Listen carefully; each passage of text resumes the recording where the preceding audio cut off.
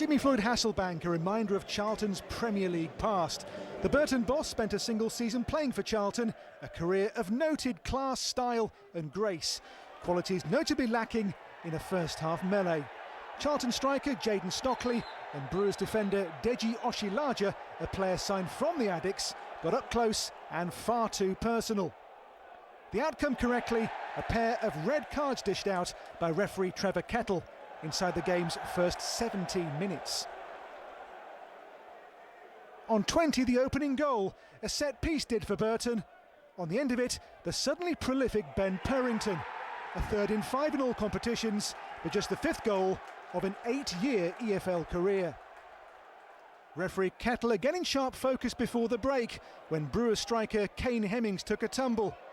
The verdict here was simulation and a yellow card.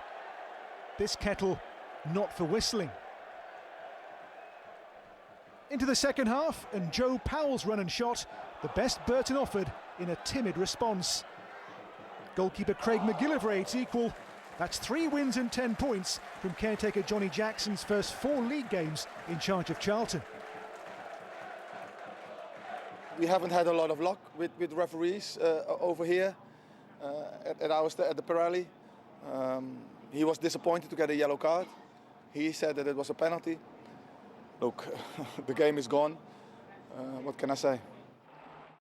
But to that melee at Burton against Charlton, there's a couple of teammates there used to play together. No love lost between them. Yeah, last season, Stockley and Oshilaja playing together at Charlton, but we can't really see exactly what goes on here. There's obviously a scrap on the floor. Suddenly everyone's around them. We don't know what happens after that.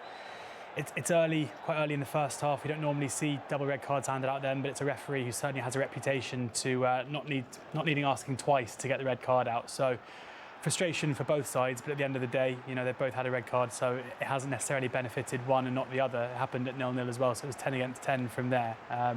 Maybe for the spectacle, we'd like a couple of yellows to be shown so as not to impact the game too much. That wasn't the case. This was the contentious decision with Kane Hemmings.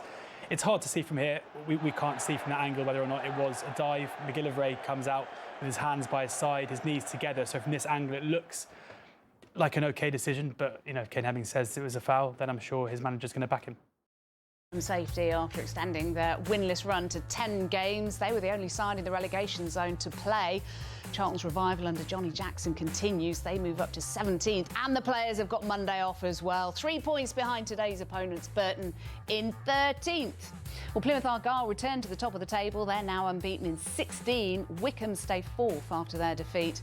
MK Dons climb into the playoff spots at Sunderland's expense for now. Portsmouth, the big movers, jumping 4 places up to